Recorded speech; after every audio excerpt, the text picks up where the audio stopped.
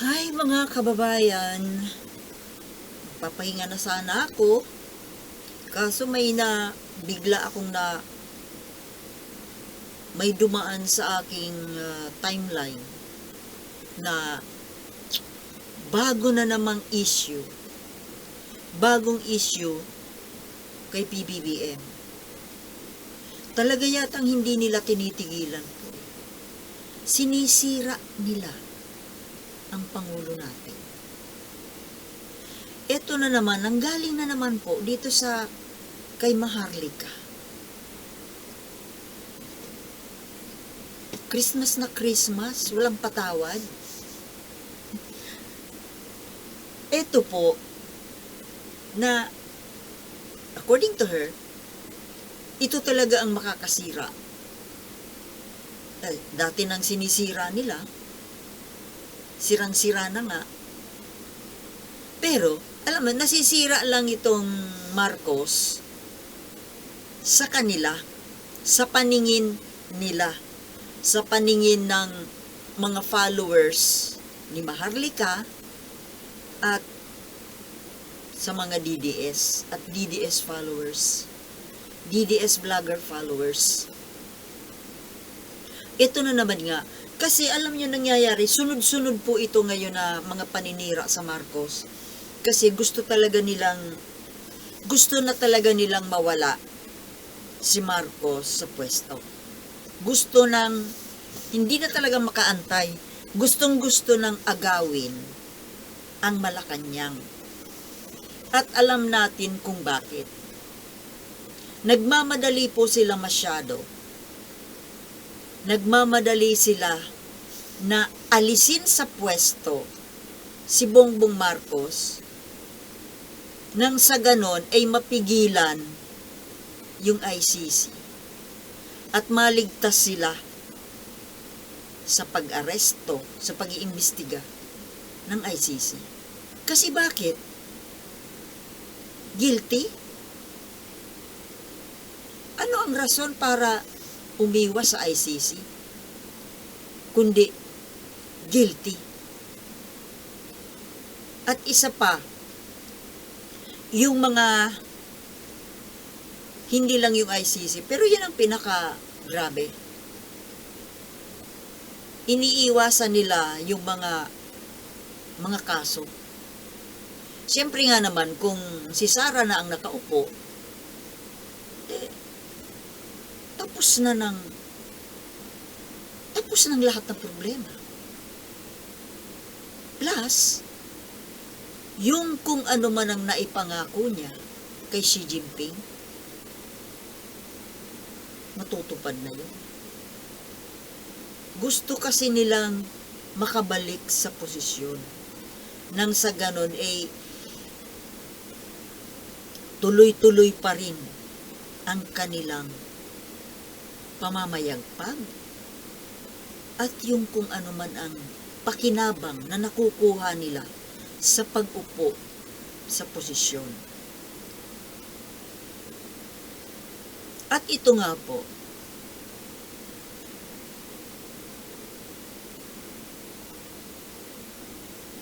unang iniisip nilang gawin ay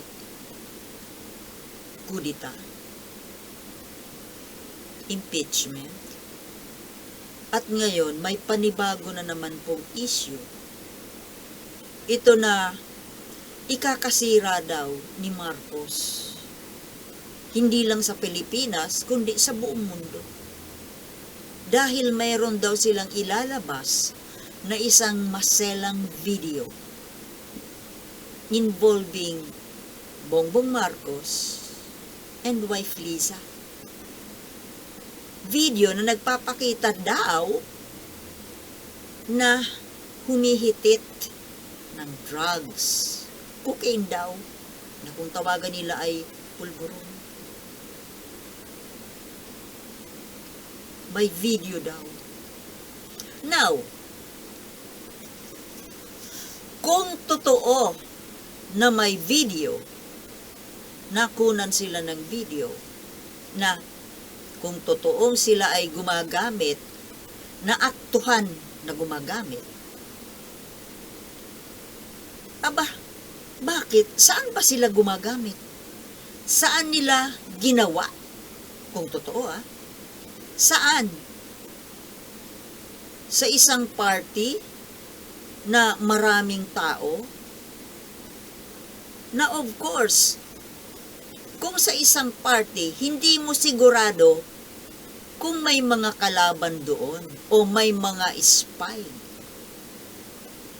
Hindi mo pwedeng pagkatiwalaan ang lahat ng tao na nasa loob ng party, kung nasa party man yon. Napaka-careless naman. Alam nyo kasi, ako, never akong tumikim ng drugs. Pero, dahil po sa ang mundo talaga ay parang hindi na masasawata itong paggamit ng drugs. Wala nang pinipili Magmaliit na tao, may mataas na tao, mga elitista, mayayaman, mga royalty. Gumagamit yan sila. Even mga kagalang-galang na tao. So parang napaka-hypocrite nga Napaka-plastic kung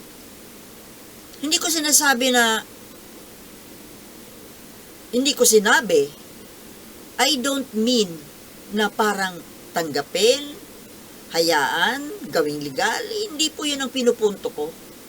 Ang pinupunto ko ay napakaraming tao ang gumagawa nito. Para na lang yung naninigarilyo at umiinom ng alak. Parang ganun.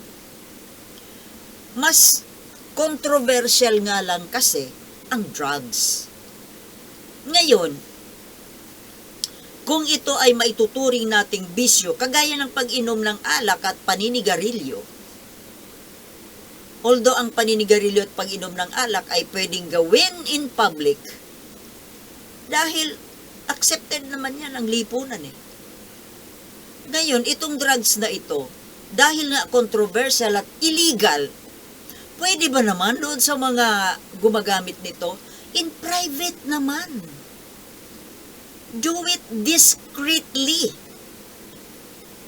Bakit gagawin sa lugar na may ibang mga nakakita, may mga kasama, or bakit nakunan?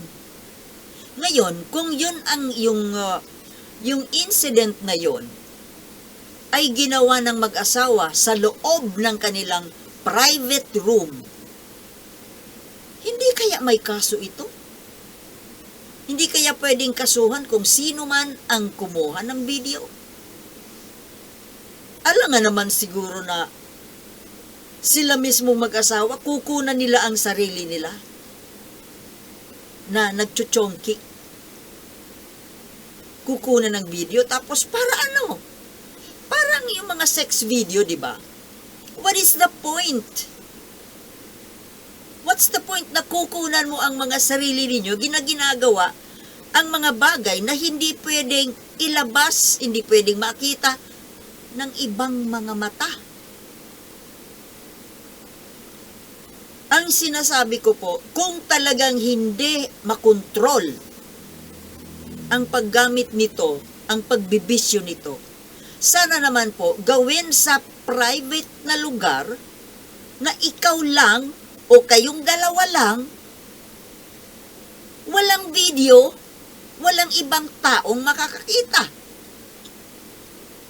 And wag naman kayong lalabas sa kwarto na mayroon pang epekto yung tinake nyo.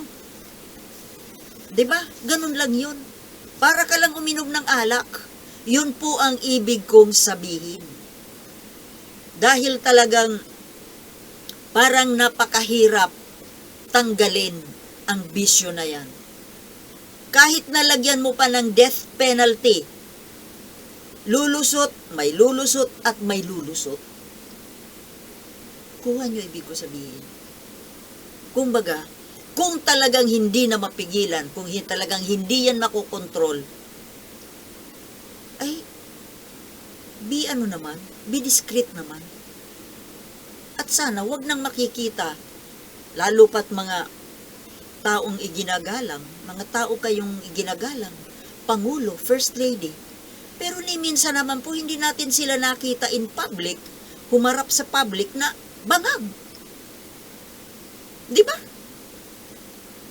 Ngayon, itong sinasabi po ni Maharlika na video, ito ibinulgar na kagad niya, ibinlag niya na siya nga mismo, hindi pa niya nakikita. Hindi pa niya nakikita mismo yung video. Pero pwede daw na lumabas any moment. Ano yun? May nagkwento lang po sa kanya, according to her, may nagkwento sa kanya na mayroon siyang hawak na video ni Bongbong Marcos or nung first couple na humihitit daw ng cocaine. Hindi pa nga niya nakikita, hindi pa na-verify kung totoong may video. Parang yung kaso ni Eric Celis at Lorraine Badoy tungkol doon sa 1.8 billion na travel expense ni Martin Romualdez. Ngayon, dahil dito sa vlog na ito ni Maharlika, nagkakagulo na naman. Nagkakagulo ang mga vloggers, nagkakagulo ang buong bansa. Ano ito? Talagang ang plano ay siraan. Gustong-gustong sirain ang Pangulo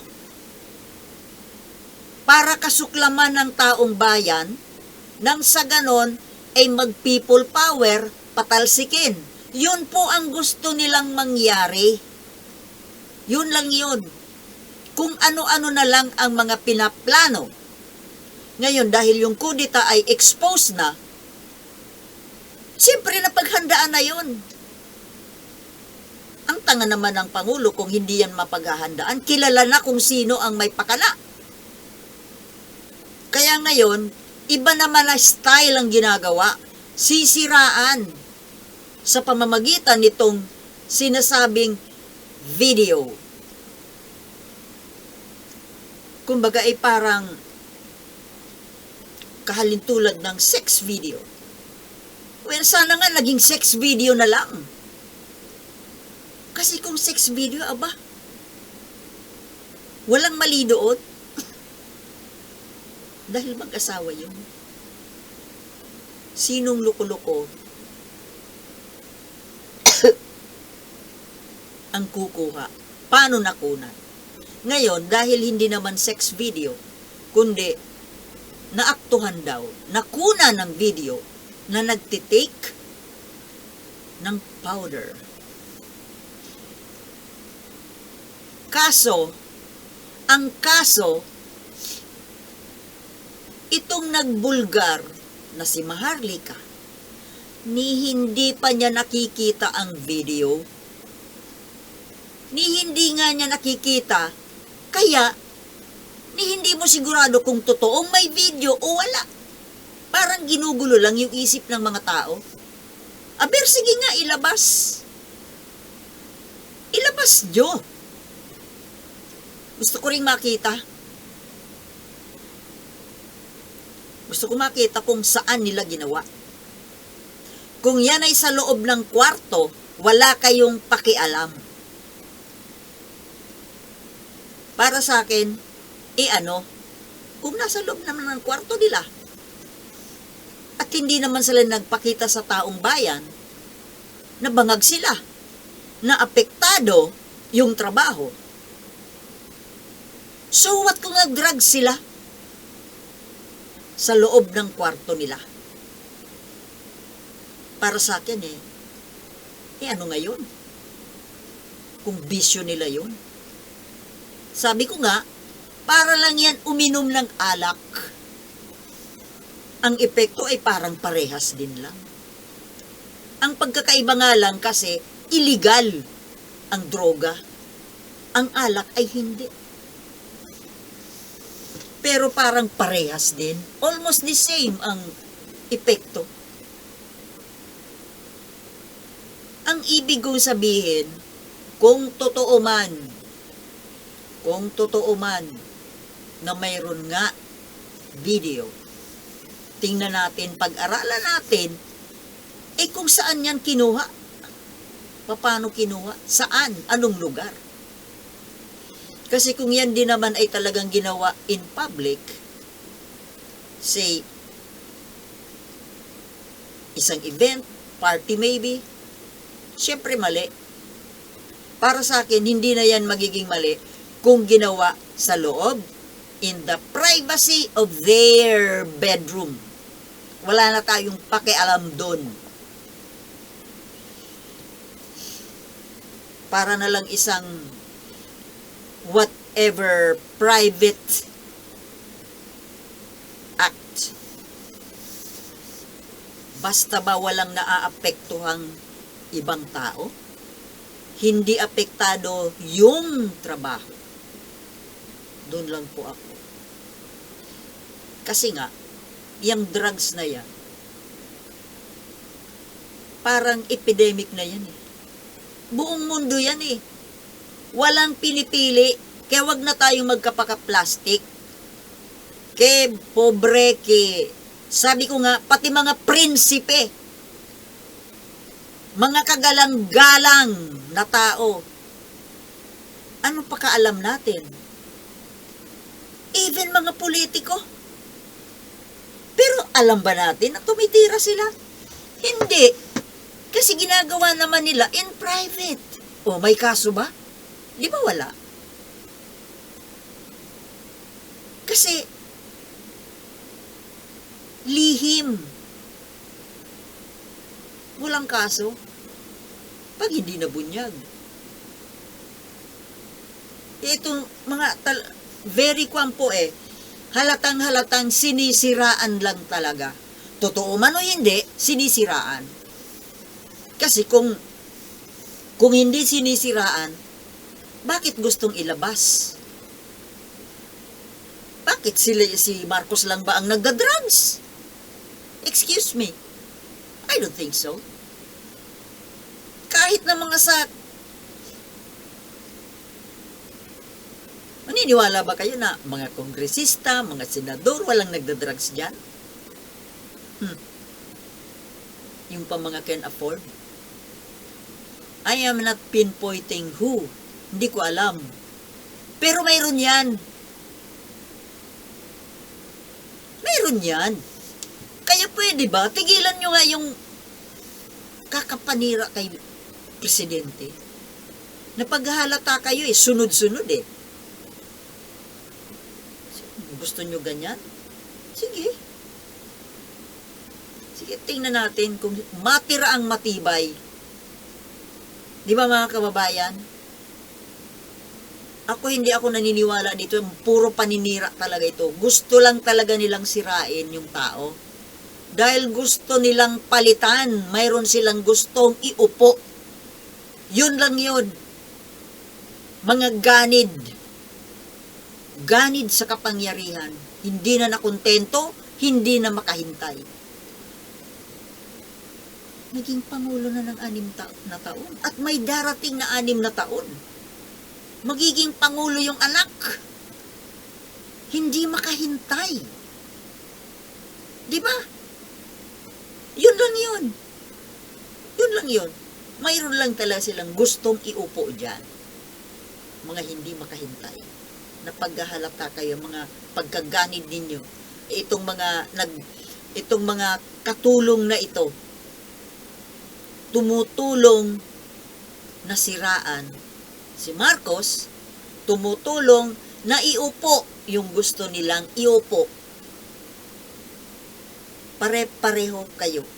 Ang mga ginagawa ninyo ay hindi sa interes ng bayan, kundi sa interes ng mga pansarili ninyong interes. Yun lang yun, mga kababayan. Hanggang dito lang muna. At maraming salamat sa panunood at mag-abang po tayo sa mga susunod na mangyayari. Peace.